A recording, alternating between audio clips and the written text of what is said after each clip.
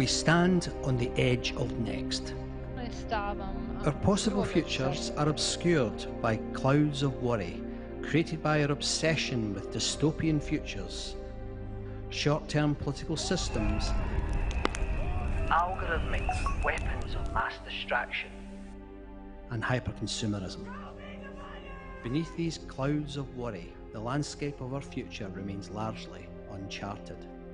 As we stand here, it feels like the future can be as unfamiliar as a distant shore, challenging our sense of belonging. However, there is hope. Learn from yesterday, live for today, and hope for tomorrow. The important thing is not to stop questioning. Art, the creative expression and interpretation of human experiences, often serving as an empathy engine. Science, exploration of the natural world. These two great concepts being unified by the Scottish notion of dúchas, a deep-rooted connection with nature, tradition, the world and its people. We need to spark a collective cultural experience, uniting us under a shared sentiment of hope for the future. I don't believe that there is much in predicting the future. We know it doesn't work. We cannot solve our problems with the same thinking we used to create them. But if we start close in with the step we don't want to take, there is something that creates hope for the future. Anticipation.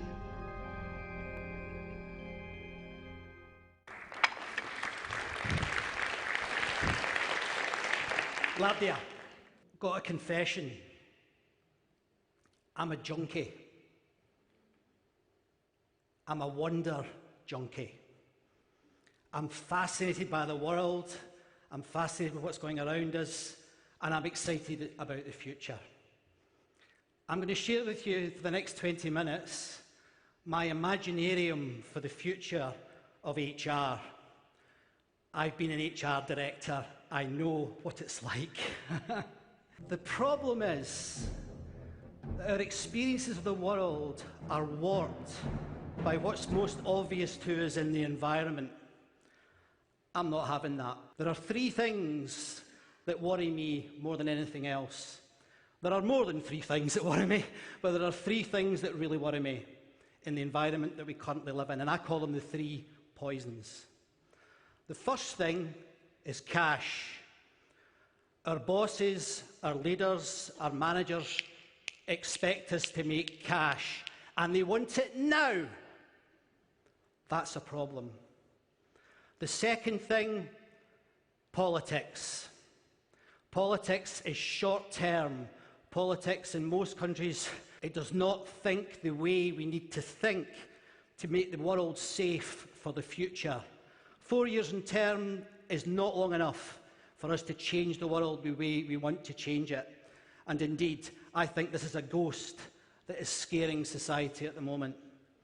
And then the final one, natural stupidity. Everyone talks about artificial intelligence. Well, I'm much more interested in the fact that we are not that great at making decisions. So I'm going to talk about that today.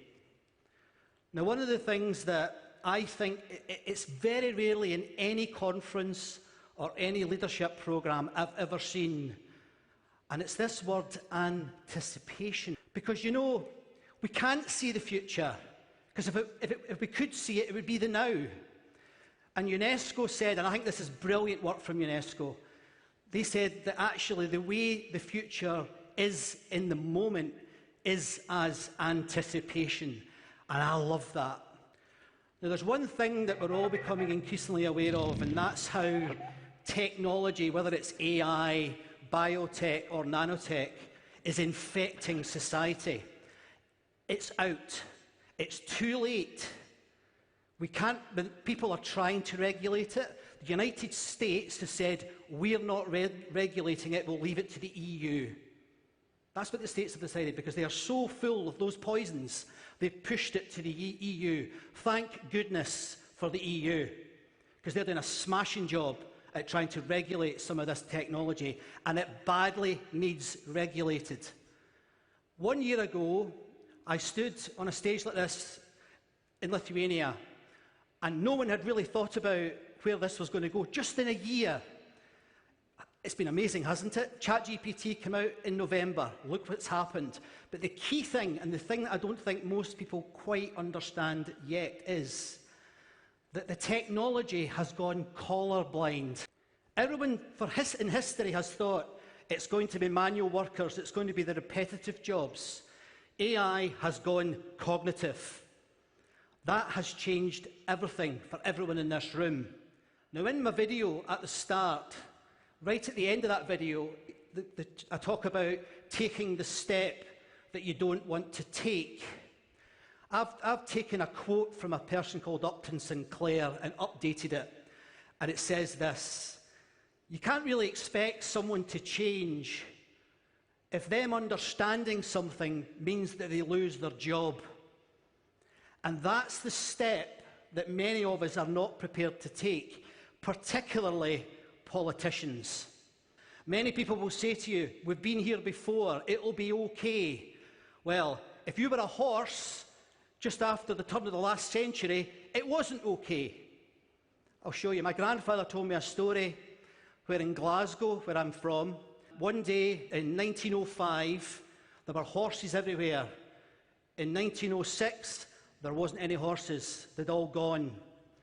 The picture behind me is New York. I couldn't find one for Glasgow, sorry, but look how quickly it happened. So 1900, 1913, gone. They didn't want it to happen. The horses didn't want it to happen. The people who owned the horses didn't want it to happen, but it happened. And I think with all the technology moving so quickly, we've got to take that step. The step you don't want to take. I'm a former scientist, and one of the things that's really interesting is this. We know how the cosmos works. We can predict to a nanosecond when the next comet's going to appear in the sky. But you know what? We don't know how a mouse works, let alone knowing how you work. Science is very young in that respect. We don't know how all these complicated things come together. But what I'm really excited about, and I really am excited about this, there is a revolution coming, and it's going to be something that I didn't expect to see in my lifetime. We're going to begin to make the invisible visible. We're going to make the invisible visible with regards to us and our companies and our organisations. But let me take some of you look really young, so you might not know what I'm talking about. But back in the 1980s and the 1990s, does anyone remember magic eye images? Do you remember those?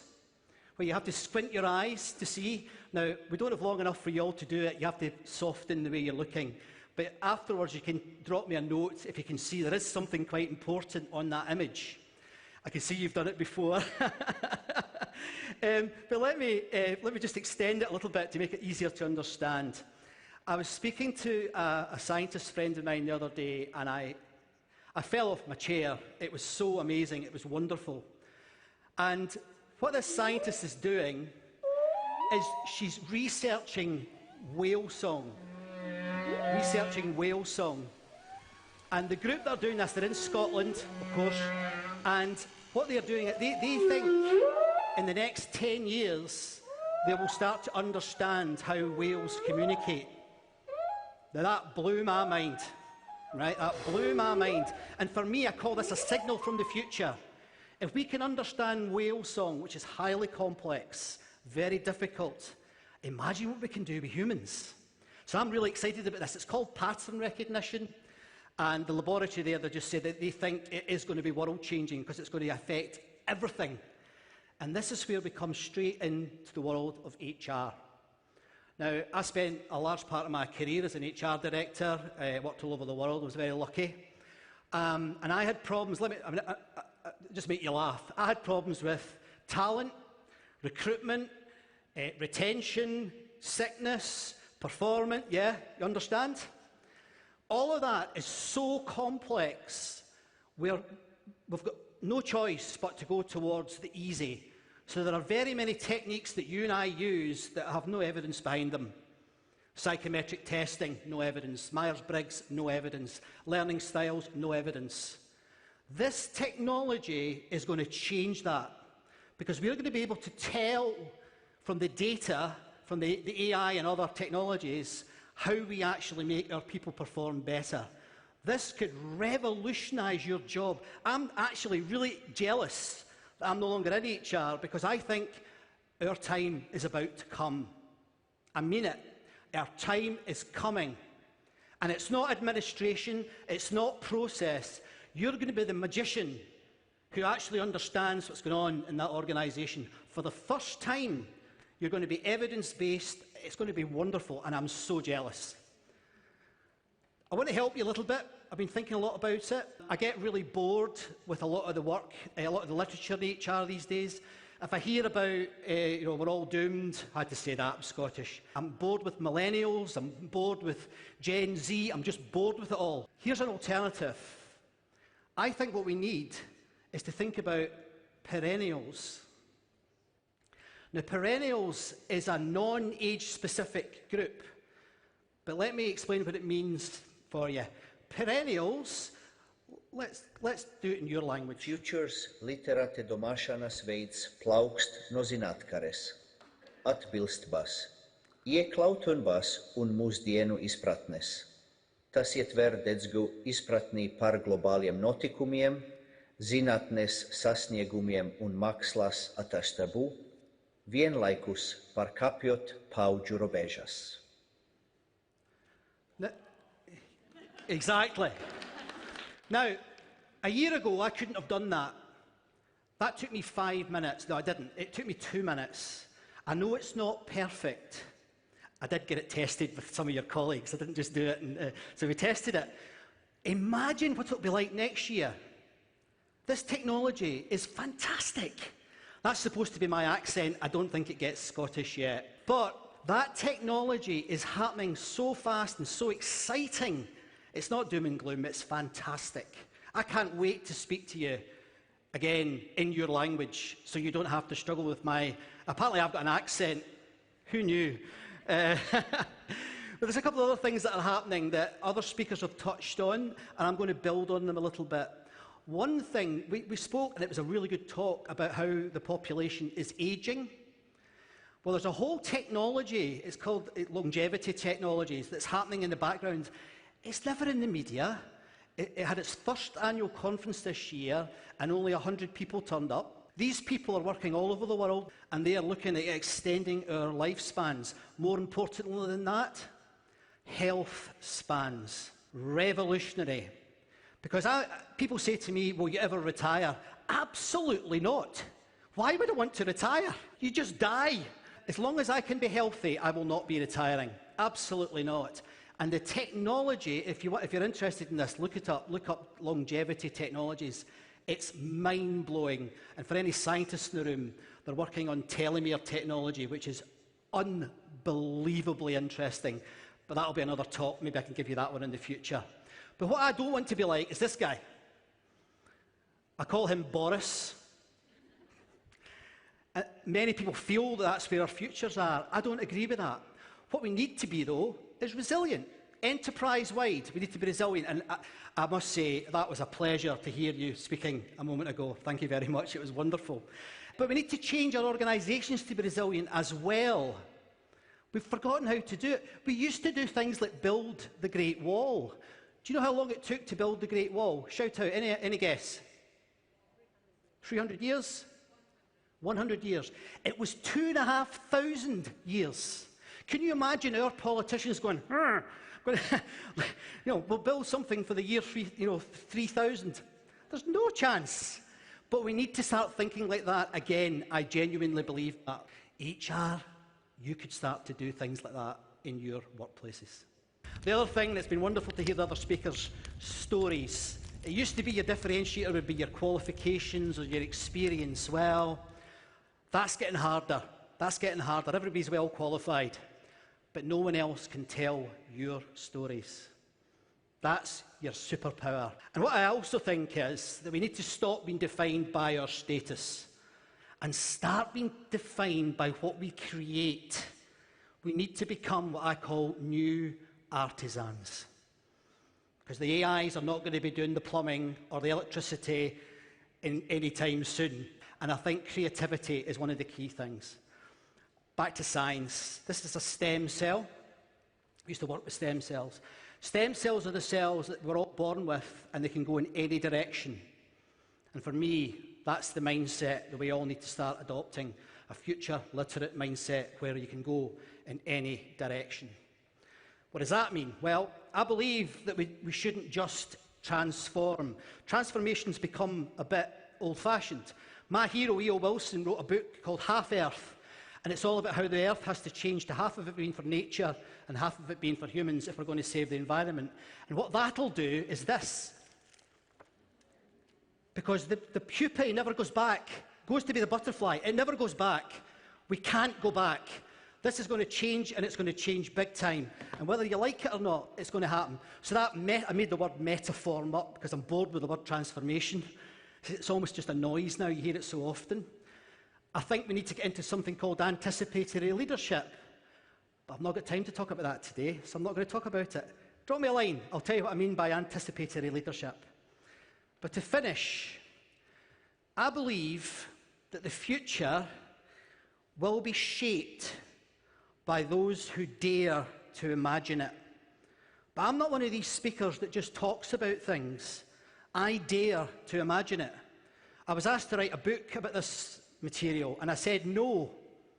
And what I've done instead is I've created a science fiction story around it called The Half Chronicles. Because I believe these things are so important, we need to approach people from different angles, and I don't like leadership books. So I've gone for the sci-fi because I'm much more into, There's a couple of things in the book that I just want to mention before I finish. Environmentally, we need to change our attitudes. And I've come up with this saying here, only ever use just enough. Wouldn't it be amazing if we thought like that? And I call that my foundation. That being restraining in your behaviours is my foundation in these stories. And I think there's a strong message there for everyone in the room. The second thing is that I think we need to change our relationship with power. And I'm not talking about politicians now, I'm talking about how we generate power. And I have an idea where power should actually be a currency rather than something we pay for. Power will be free within the next 20 or 30 years anyway, but I think it should be a currency and you can make your own power. Now, I used to work in a laboratory on these things, knee joints. And it's funny because I never thought I'd ever stand on a stage with one of my old knee joints. It is artificial. And my job, I think, these days, is to stop people from taking knee-jerk reactions when they hear that things are changing. There are a lot of good things out there that we can be thinking about. So I'll bring you right back, as I finish, to the video, where I talked about a Scottish word, dúchas. And dúchas is from my tradition in the Highlands, where we used to work and live in very distinct little groups called clans. And those clans have got deep, deep connections that go to today. We still don't like the Campbells and we don't like the McGregors, and we still have it today because we've got a huge loyalty to one another. And I think having that loyalty to one another, collaborating with one another, seeing events like this, for me, is why the future is going to be absolutely fantastic.